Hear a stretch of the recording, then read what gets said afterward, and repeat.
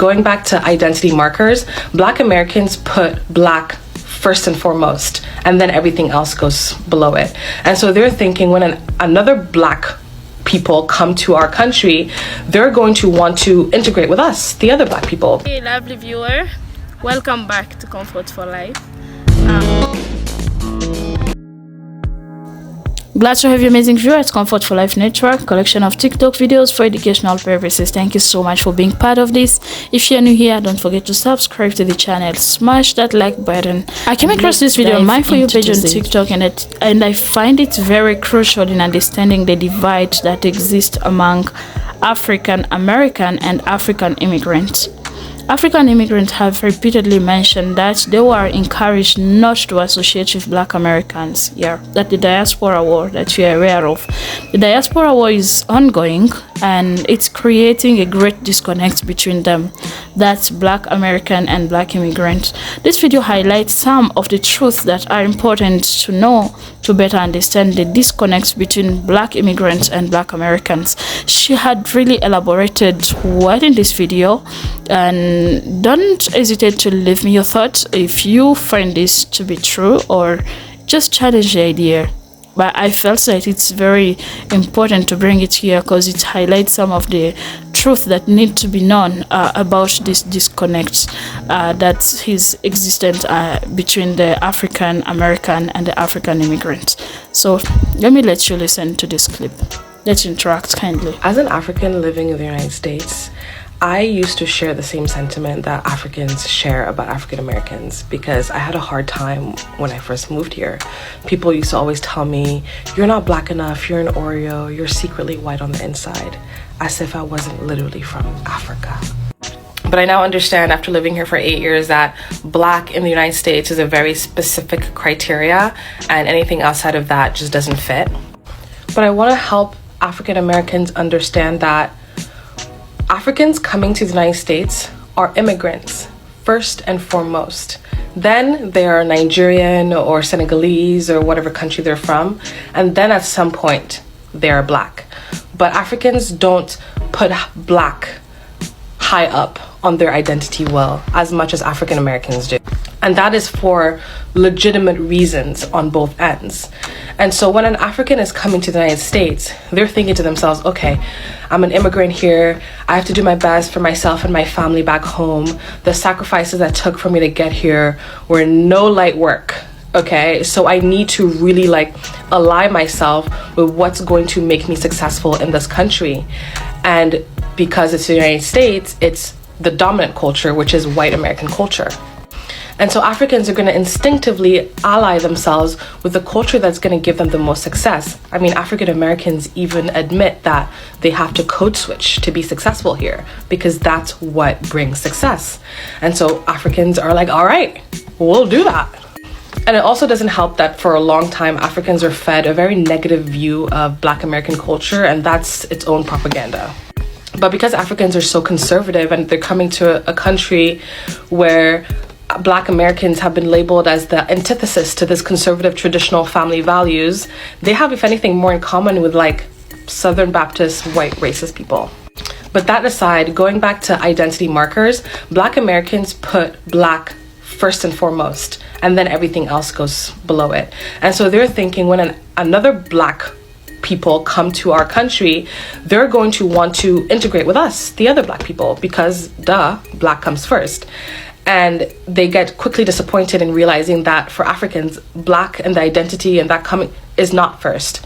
Their immigrant identity comes first, and then their country. And if anything, for us as Africans to feel like that's my brother, that's my brethren, or whatever, you have to come from the same tribe as us, because we have so many Black people around, we don't automatically pre-select for Black. But Black Americans don't have so many Black people around, have had to defend and protect their culture amidst a dominant white culture, and so they already pre-select and are overprotective for Black.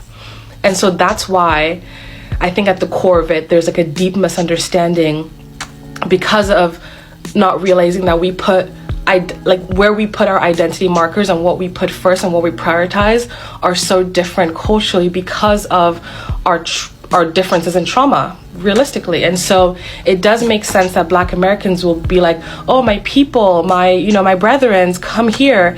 And African Americans, or Africans, sorry, coming to the United States are like, I'm just trying to make it here. Like, it's a lot of work to immigrate to the United States. And so y'all can stay over there, and I can see why it's hurtful, and I can see why it's taken personally, and I can see the deep misunderstanding and the betrayal that African Americans feel. But it's unfortunate, and that's just a reality. But if we can talk about it from this perspective, I think we can get to a better understanding. But I also believe that Africans that spend enough time in the United States get to this compassion and understanding of the Black American community, because it is a very unique and specific set of circumstances for a culture to grow and to develop. In addition to that, I just want to emphasize on something concerning Africans. So in Africa, children are raised to take care of their parents as well as their younger siblings. So Africans have a communal type of living, which isn't the case in the US. In the African American community. So once an African leaves to go to the US, to go abroad, or even lives from a rural place to town, it involves so many things. There are so many people involved in that effort. For some, it takes a whole community to get them there. And when they do that, it's like they're investing in that one person to take care of the rest. So you would not expect such a person to come and focus on something like blackness, race, when they're in the US. They just want something that will get them to where they're going. The lady has just explained it well. I don't know how I can overemphasize on that, but I just want to, in Africa, almost everyone is Black. So there's no competition of race and all that. So one difference that I've noted, I've been following African American creators for a long time now, and I've come to realize that they are so open, they're so black and white, they're so straight in their points. If you press them, they tell you right into your face. While when an African have that kind of resentment when it comes to oppression, when they know that they're benefiting something. And this is something that you have to fight a lot, because this also results to how we are even treated, how our politicians do things, because of the little interest that is they are getting from some kind of systems. So they make sure they agree to them without thinking of the entire population. This is a bit controversial when it comes to leadership.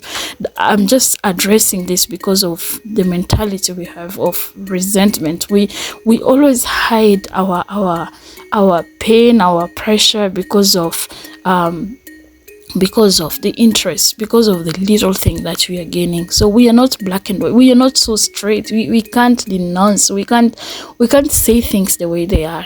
And we are so careful protecting our little interests. So anyway, that's what I wanted to mention. That's why you'll hear people who don't understand referring to African immigrant as such. Listen to this clip that this. Y'all ever just sit back and wonder, whenever we see all these TikTok videos and podcasts, and that's why I said Black people need to stay on podcasts. We need to stay on podcasts. I wonder, I'll be like, what did Black Americans do to everybody to make them so freaking mad? Like, why do y'all hate us? We literally didn't do nothing to nobody. It really boggles my mind. And the thing that boggles my mind the most is the fact that it be other people from different cultures that look like us that be having some of the craziest stuff to say. Like, what? We should be like this right here. Because if we look at the world and things that's happening, like, they treating y'all the same way they treating us, or worse. What is the issue? I mean, that got to be the biggest mind screw if I ever seen one in life. And I know a lot of people gonna be like, we're the chosen people, we're God should. I know that.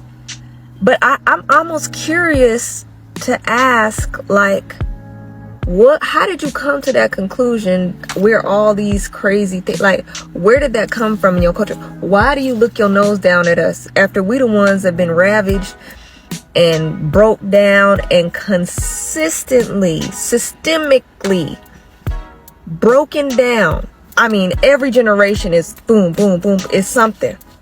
But then you have the nerve to look at us like, It's like if the same things that was done to us was done to you, you'd probably be in a worse situation if we're gonna be honest. Because we strong. That's why they have to do so much to make us stay on the bottom. And we still breaking out of that. But I'm genuine. What do we do to make that mad?